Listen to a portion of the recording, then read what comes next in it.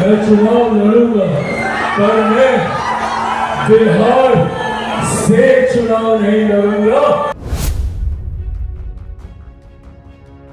लोक जनशक्ति पार्टी रामविलास के राष्ट्रीय अध्यक्ष और केंद्रीय खाद्य प्रसंस्करण उद्योग मंत्री चिराग पासवान ने रविवार 29 जून को राजगीर में आयोजित बहुजन भीम संकल्प समागम में भाग लिया।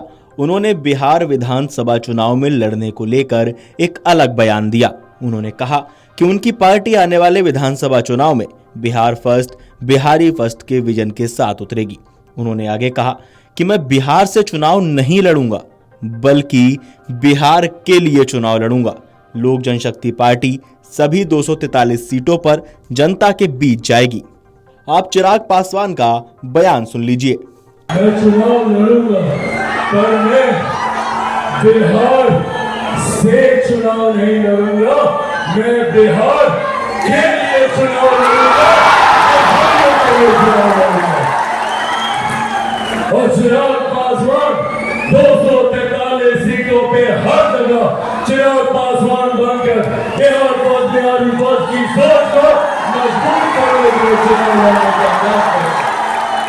जहां पे भी गठबंधन के साथी होंगे, चिराग पासवान उस गठबंधन के साथी में भी खुद को चिराग पासवान बनाकर वहां से चुनाव लड़ेगा, ताकि आने वाले दिनों में हम लोग सही मायनों में बिहार को फर्स्ट और बिहारियों को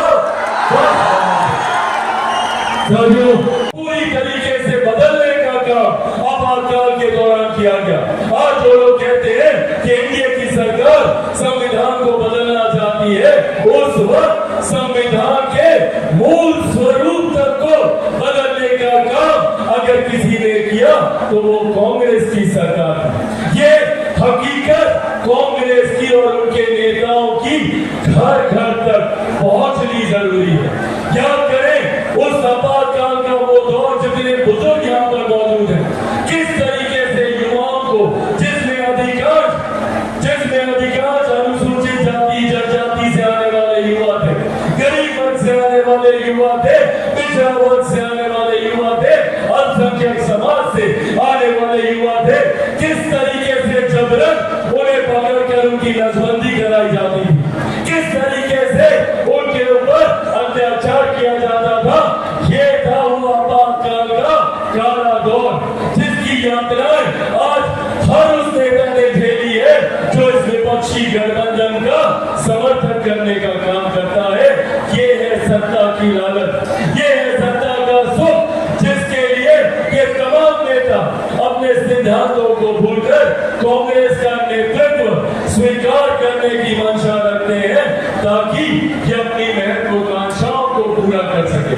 और जब बिहार आते हैं तो ये तमाम नेता कांग्रेस के नेताओं का स्वागत करते हैं। बताएं तेजस्वी जी कि क्या आप राहुल जी से आपके पिता के साथ हुए अत्याचारों के लिए माफी मांगने को कहेंगे? क्या आप राहुल जी से पूछेंगे कि क्यों इतने लंबे समय तक पिछड़े वर्ग से आने वाले लोगों के साथ अन्याय करने का काम किया?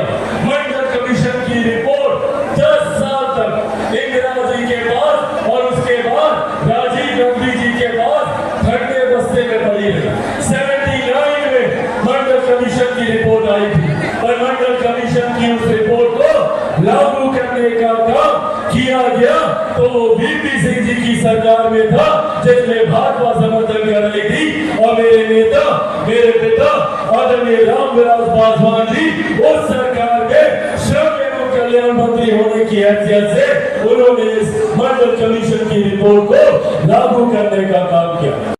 अगर आप ये वीडियो YouTube पर देख रहे हैं तो हमारे चैनल को सब्सक्राइब कर बेल आइकन दबाएं, और Facebook पर देख रहे हैं तो हमारे पेज को लाइक करें।